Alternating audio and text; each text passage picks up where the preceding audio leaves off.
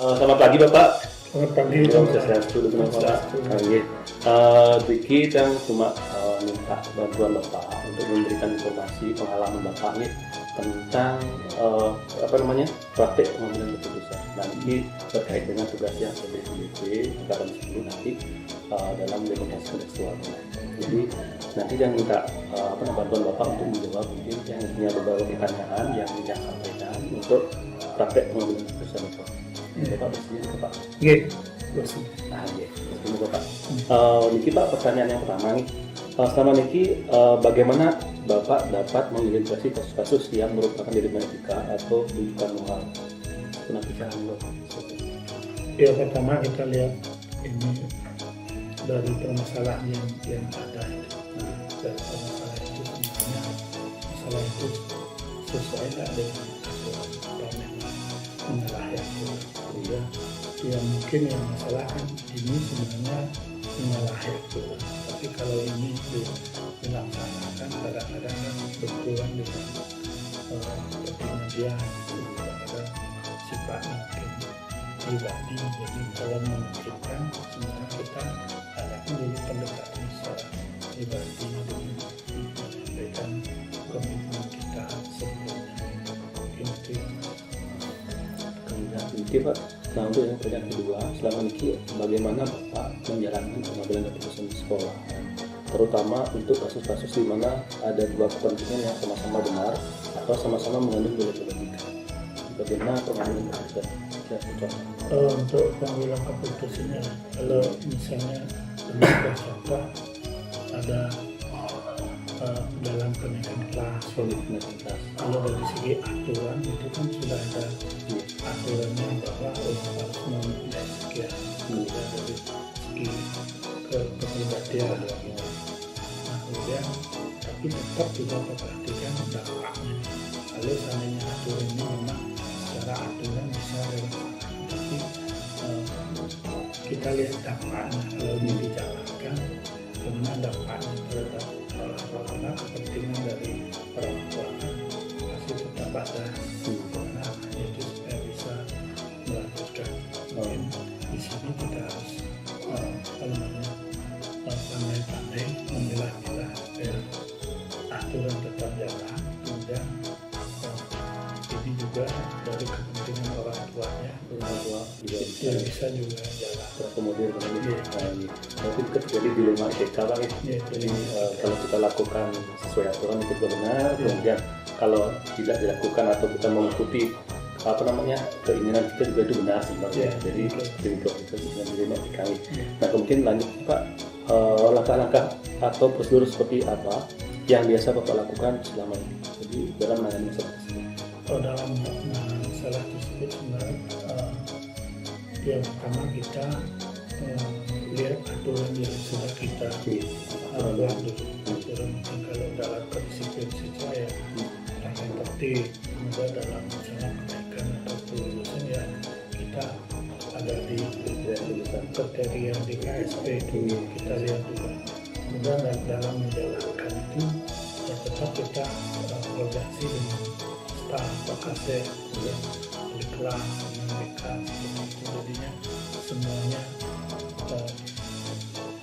koordinasi, semuanya terlibat. Dengan semuanya terlibat, mungkin masukan, kemudian ada saran, gimana kan di sana ada istilahnya ada saran pembicaraan, sehingga diharapkan hasilnya itulah yang terbaik. Jadi ada koordinasi dulu ya, koordinasi staf, kemudian dari BK, kemudian sampai dengan bandingnya nih. Ya, jadi bukan mengambil keputusan sifatnya sepihak saja, tapi itu memang sudah keputusan hasil koordinasi bersama. Kemudian hal-hal apa saja yang selama ini Bapak anggap efektif dalam pengambilan keputusan terhadap kasus-kasus di lubang kita? Yang efektif ini kalau memungkinkan teman-teman itu semuanya sesuai dengan tupoksi ini, artinya masukan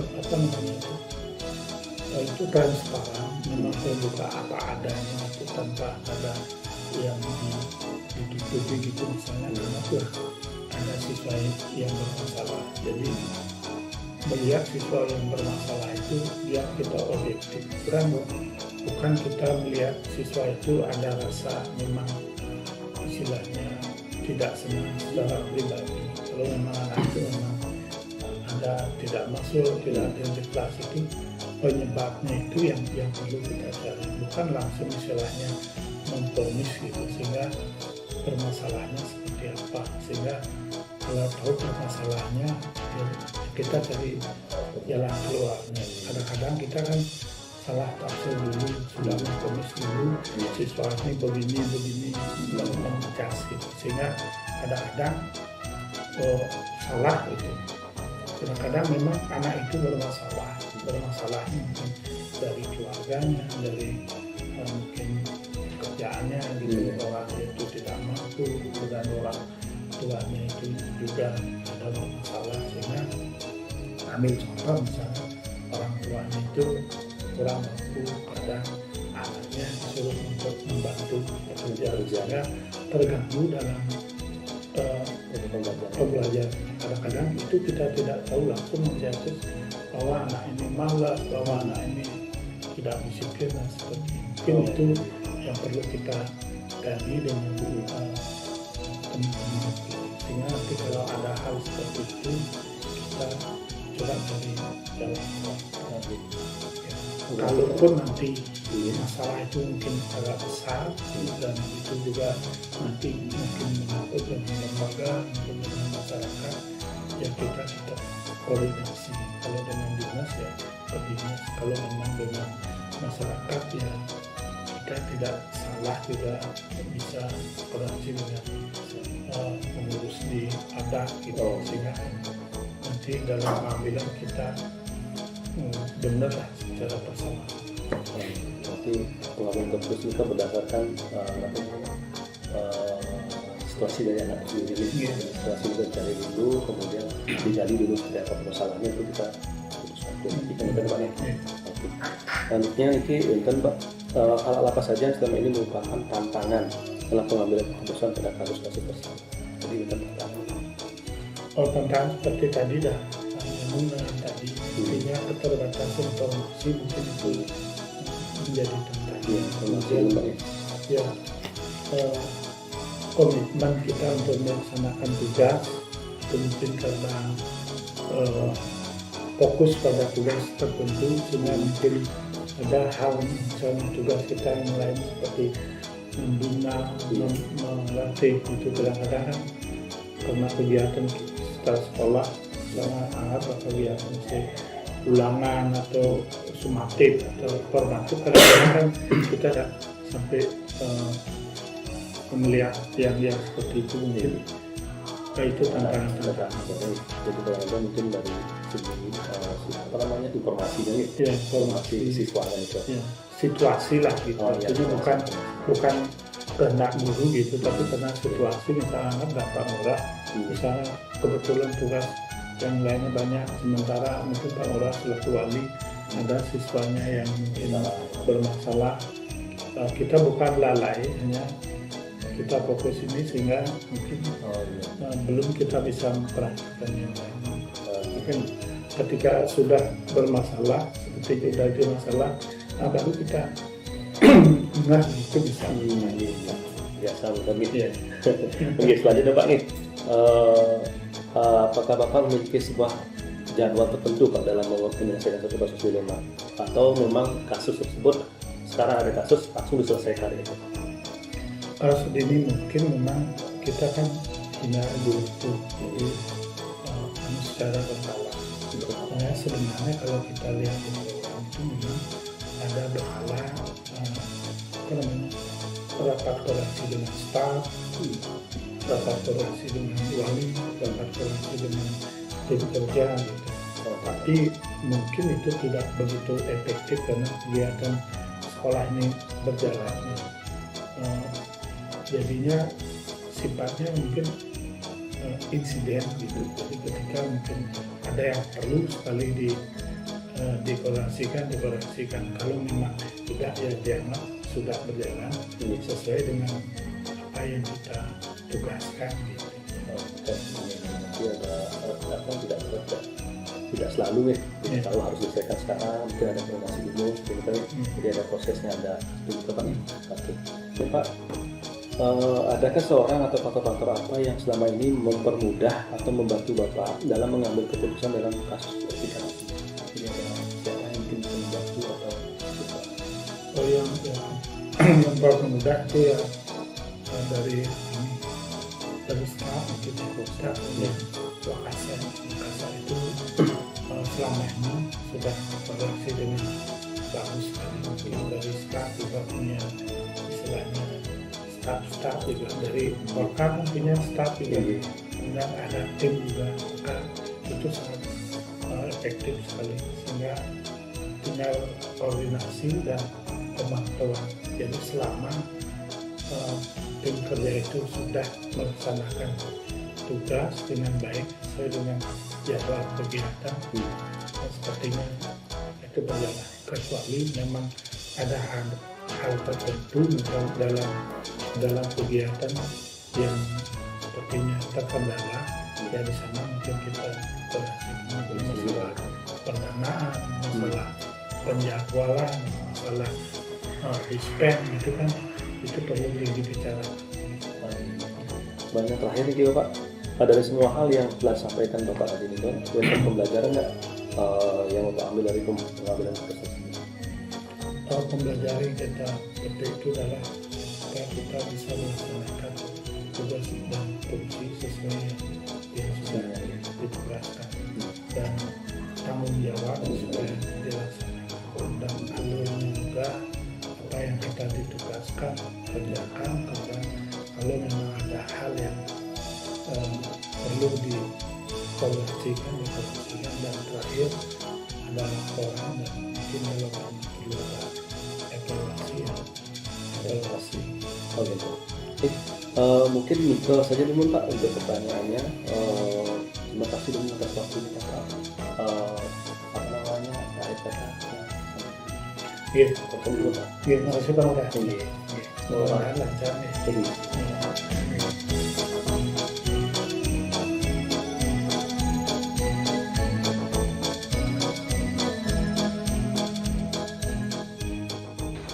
Selamat pagi Bu. Ya, selamat pagi. Mohon maaf mungkin mengganggu waktunya di sela-sela kesibukan Bu. Ya, mungkin sini untuk melakukan sedikit wawancara dengan bagaimana penanganan siswa terhadap dilema-dilema yang terjadi di sekolah. Kemudian nanti mungkin dia akan mengajukan beberapa pertanyaan tentang bagaimana penanganan di sekolah mengenai penanganan siswa di sekolah. Mungkin yang pertama langsung kan pertanyaannya. Mungkin selama ini bagaimana Ibu mengidentifikasi dulu kasus-kasus yang ada di sekolah, apakah itu terus yang termasuk di rumah ITK atau memang itu dalam hubungan moral? Bisa dijelaskan sedikit dulu? Ya, terima kasih Pak Ngurah. Selama saya menjadi beberapa tahun ini menjadi seorang kepala sekolah, memang ada beberapa kasus yang saya hadapi di sekolah. Dalam mengidentifikasi kasus-kasus tersebut, saya juga harus mengacu pada paradigma yang seperti paradigma individu melawan masyarakat, atau mungkin konflik-konflik antara pribadi dengan kelompok kecil. Juga di sini terhadap siswa-siswa yang mungkin ada permasalahan yang menimbulkan dilema seperti itu. Ada pemilihan dulu ya, dari kasus seperti itu. Yang kedua nih jadi Bu, bagaimana Ibu menjalankan atau mengambil keputusan tersebut di sekolah, terutama dengan kasus-kasus yang melibatkan dua kepentingan yang sama-sama benar. Contohnya kayak bilang tadi mungkin ada siswa yang pintar, kemudian satu sisi dia sering nggak masuk, lalu bagaimana cara mengambil keputusan?